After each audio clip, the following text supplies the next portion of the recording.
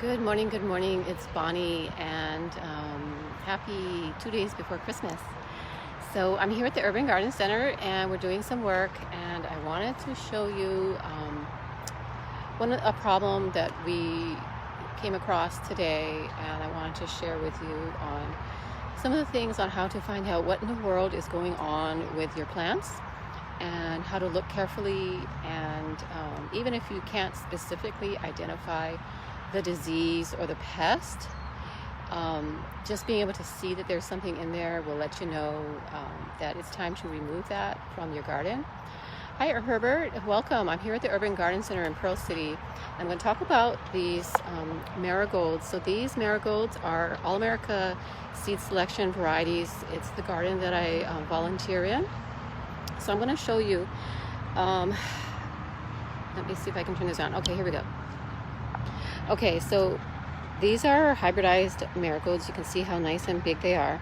And then this one here is really, really big. They're really, really pretty. This is, I think, the second or third time that we've grown these. We've been successful with them. But today we came and we noticed one particular color was looking sickly. So this is more gold. So they're the same variety, but this one is gold and this one is the yellow variety. And so we've already pulled up the plants, but I wanted to show you. So when we came, we noticed, if you look at that flower in the center, it's not dying down properly. So if you know the cycle of how something dies and pay attention to your plants, then you would know that this is not looking right. This doesn't look the normal way a flower would go to maturity and then, dry up and die.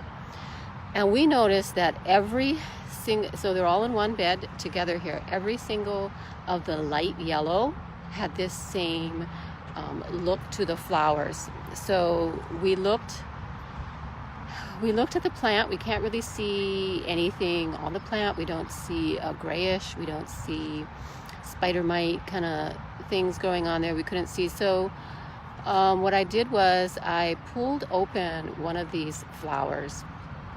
And you probably can't see it on the camera, but once we pulled it open, down inside here, it is absolutely infested with little aphid. Tiny, they're all in there. Plus, when we pulled it open, ants. Ants are always a sign of stress or disease. They come in after somebody else has moved in. So once we saw that there were bugs down inside and deep inside the flower, because if you look at the flower, it looks fine on the surface, but they're hiding down in there. So at that point, we decided to pull every single one of the light yellow flowers up out of this garden. We'll remove them far away, hopefully take all the pests with them, and then leave these guys, because these are doing so well, we want to leave them alone. So that's another thing too. When you have your garden, you have to go with the flow. Not every color will make it. Different colors are weaker than others for whatever reason. So it's easier to not fight it. And so this darker gold is clearly more resistant to pests. So in the future, we would bypass growing this. If you always wanted your garden to look good, and then you would consistently stick with this one. So that was my tip today on looking for pests in the garden and how to find out. So let's say you pulled open the flower and I don't really know what that is, but clearly there's something in there. Like I said, you don't have to know exactly what it is, but you know it's a pest and it's attacking this plant. So remove it, and then I'm going to show you here.